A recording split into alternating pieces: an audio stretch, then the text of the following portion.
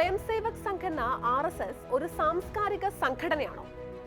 RSSൽ പ്രവർത്തിക്കുക എന്നാൽ സാംസ്കാരിക സംഘടനയിൽ പ്രവർത്തിക്കുന്നത് പോലെയാണോ? സർക്കാർ ജീവനക്കാർക്ക് RSSൽ പ്രവർത്തിക്കാൻ നൽകിയ അനുമതി കേരളത്തിലും പ്രാവർത്തികമാകും. അങ്ങനെ പ്രാവർത്തികമായാൽ ശാഖയിലും സർക്കാർ ഓഫീസിലും ഒരാൾക്ക് മാറി മാറി പോകാൻ കഴിയുമോ? സത്യം പറയട്ടെ ആരംഭിക്കുന്നു. ഇനി ശാഖയിൽ ഹാജർ വെക്കാമോ സർക്കാർ ജീവനക്കാർക്ക്? കേന്ദ്ര സർക്കാർ കഴിഞ്ഞ ദിവസം ഇറക്കിയ ഉത്തരവനുസരിച്ച് ഇനി സർക്കാർ ജീവനക്കാർക്ക് RSSൽ പ്രവർത്തിക്കാം. 1966 നവംബർ 30-നാണ് 2 സംഘടനകളിൽ പ്രവർത്തിക്കുന്നതിൽ നിന്ന് സർക്കാർ ഉദ്യോഗസ്ഥരെ വിലക്കി കേന്ദ്ര ഉത്തരവ് വന്നത്.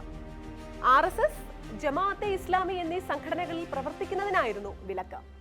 പിന്നാലെ 2 സംഘടനകളെ കൂടി ഈ പട്ടികയിലേക്ക് ചേർത്തു: ആനന്ദ് മാർഗും CPIML-ഉം. അങ്ങനെ സർക്കാർ ഉദ്യോഗസ്ഥർക്ക് പ്രവർത്തിക്കാൻ വിലക്കുള്ള സംഘടനകൾ 4ആയി.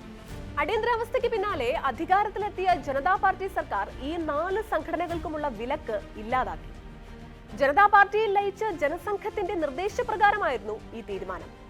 എന്നാൽ ഇന്ദിരാഗാന്ധി വീണ്ടും അധികാരത്തിൽ വന്നതോടെ ആദ്യത്തെ ഉത്തരവ് പുനരുജ്ജീവിപ്പിച്ചു. അതായത് RSSലും ജമാഅത്തെ ഇസ്ലാമിയിലും പ്രവർത്തിക്കുന്നതിന് വിലക്ക് തുടർന്നു.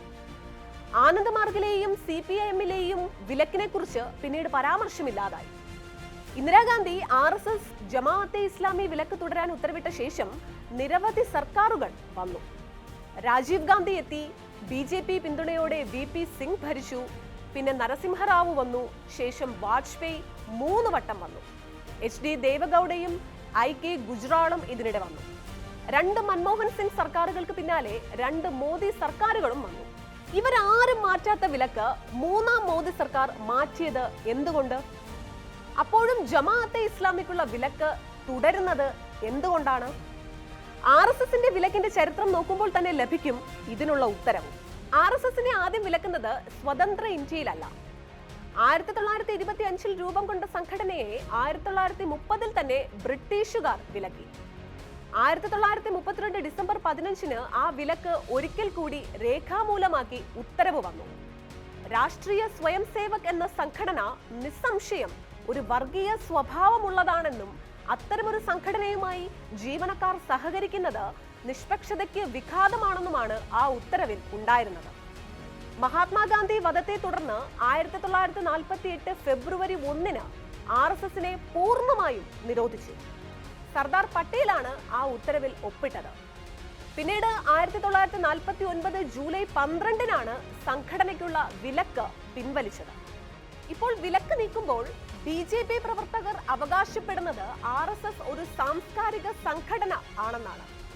സാംസ്കാരിക സംഘടനയിൽ ജീവനക്കാരെ വിലക്കുന്നത് മനുഷ്യാവകാശ ലംഘനമാണെന്നും BJP ഹാൻഡിലുകൾ വാദിക്കുന്നു. അങ്ങനെയെങ്കിൽ എന്ത് സംഘടനയായാണ് RSS രജിസ്റ്റർ ചെയ്തിരിക്കുന്നത്? പലരും കരുതുന്നത് പോലെ RSS രജിസ്ട്രേഷൻ നാഗ്പൂരിലല്ല. നാഗ്പൂരിൽ നിന്ന് 152 കിലോമീറ്റർ അകലെയുള്ള ചന്ദ്രപൂരിലാണ് സംഘടനയുടെ രജിസ്ട്രേഷൻ. 08D 001839 എന്നാണ് രജിസ്ട്രേഷൻ നമ്പർ. ജീവകാരുണ്യ സംഘടന എന്ന നിലയിലാണ് രജിസ്ട്രേഷൻ. അങ്ങനെയെങ്കിൽ RSS കണക്കുകൾ ഓഡിറ്റ് ചെയ്യാറുണ്ടോ? ഇല്ല എന്നാണ് ഉത്തരം.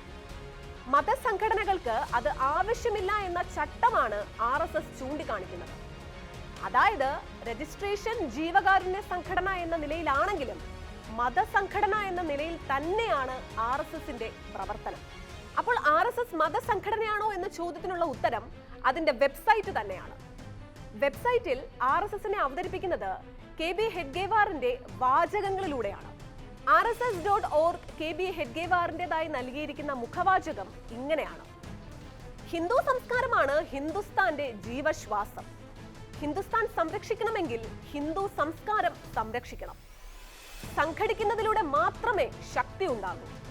ഹിന്ദു സമൂഹത്തെ ഒന്നിപ്പിക്കാൻ എല്ലാ ഹിന്ദുക്കളും ശ്രമിക്കണം. ഈ വാചകങ്ങളിലൂടെയാണ് RSS എന്ന സംഘടനയുടെ വെബ്സൈറ്റ് സ്വയം പരിചയപ്പെടുത്തുന്നത്. RSS എന്ന സാംസ്കാരിക സംഘടനയാണ് എന്ന് അവകാശപ്പെടുമ്പോഴും അത് മതസംഘടനയാണ് എന്ന വാദം ഉയരുന്നത് ഈ ഒരു വാചകം കൊണ്ട് മാത്രമല്ല. സംഘടനയെക്കുറിച്ച് വെബ്സൈറ്റ് കൂടുതലായി പറയുന്നത് ഇങ്ങനെയാണ്: അസാമൊക്കെ മുസ്ലിം രാഷ്ട്രമാക്കാൻ ചിലർ ശ്രമിക്കുകയാണ്. നിരവധി ക്രിസ്ത്യൻ മിഷണറിമാർ ഇന്ത്യയിൽ ഇപ്പോഴും തടസ്സമില്ലാതെ പ്രവർത്തിക്കുന്നു. നാഗാലാൻഡിലൊക്കെ ക്രിസ്ത്യൻ രാഷ്ട്രം സ്ഥാപിക്കാൻ സായുധ സമരം തന്നെ നടക്കുന്നു. ഈ സാഹചര്യത്തിൽ ഹിന്ദു ധർമ്മം സംരക്ഷിക്കുക എന്നതാണ് സംഘടനയുടെ ലക്ഷ്യം.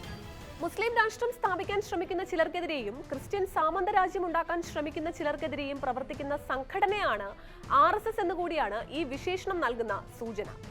അതിന്റെ ലക്ഷ്യം ഹിന്ദു ധർമ്മ സംസ്ഥാപനമാണ്. അപ്പോൾ സംസ്ഥാന സർക്കാർ ജീവനക്കാരുടെ കാര്യത്തിലോ? കേരളത്തിൽ 2014 ഉമ്മൻചാണ്ടി മുഖ്യമന്ത്രിയായ കാലത്ത് വന്ന ഉത്തരവനുസരിച്ച് സാമൂഹിക ശാസ്ത്ര സാഹിത്യ സംഘടനകളിൽ മാത്രമേ ജീവനക്കാർക്ക് പ്രവർത്തിക്കുവാൻ അനുമതി ഉണ്ടായിരുന്നുള്ളൂ. ജാതി മത സമുദായ സംഘടനകളിൽ പാടില്ല എന്ന് തന്നെ 2014 ഉത്തരവിൽ വ്യക്തമായി പറഞ്ഞിരുന്നു. പക്ഷെ 2016 അധികാരം ഒഴിയുന്നതിന് മുൻപ് ഉമ്മൻചാണ്ടി സർക്കാർ തന്നെ അത് തിരുത്തി. ജീവനക്കാർക്ക് ജാതി മത സമുദായ സംഘടനകളിൽ പ്രവർത്തിക്കാൻ അനുമതി നൽകി. സമുദായ സംഘടനകളുടെ സമ്മർദ്ദത്തെ തുടർന്നായിരുന്നു ആ തീരുമാനം. കേന്ദ്ര വിലക്ക് കൂടി നീക്കിയതോടെ ഇനി സംസ്ഥാന സർക്കാർ ജീവനക്കാർക്ക് RSSൽ പ്രവർത്തിക്കാൻ തടസ്സമൊന്നുമില്ല. സർസംഘ് ചാലക് വരെ ആയാലും തെറ്റില്ല. അത് പുരുഷന്മാരുടെ കാര്യം.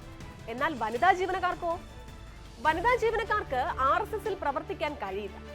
അത് സർക്കാർ ഉത്തരവിന്റെ പ്രശ്നമല്ല, RSS എന്ന സംഘടനയുടെ നിയമമാണ്. വനിതകൾക്കുള്ള സംഘടനയല്ല RSS എന്ന് അതിന്റെ വെബ്സൈറ്റിൽ ഇങ്ങനെ വ്യക്തമായി തന്നെ പറഞ്ഞിട്ടുണ്ട്.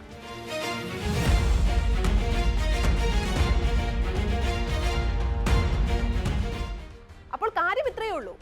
സർക്കാർ ജീവനക്കാർക്ക് RSSൽ പ്രവർത്തിക്കുവാൻ അനുമതി ഉണ്ടെങ്കിലും മുഴുവൻ ജീവനക്കാരും ഇറങ്ങി പുറപ്പെടേണ്ടതില്ല. പുരുഷന്മാരെ മാത്രമേ ആ സംഘടന സ്വീകരിക്കൂ. സ്ത്രീകൾ റെഡി ടു വെയിറ്റ് പ്രഖ്യാപിക്കുക മാത്രമേ മാർഗമുള്ളൂ. അതുപോലെ ജമാഅത്തെ ഇസ്ലാമിയുടെ കേരള അമീർ ആകാനൊന്നും ജീവനക്കാർക്ക് ഇനിയും കഴിയില്ല. കാരണം ജമാഅത്തെ ഇസ്ലാമിക്കുള്ള കേന്ദ്ര വിലക്ക് തുടരുക തന്നെയാണ്.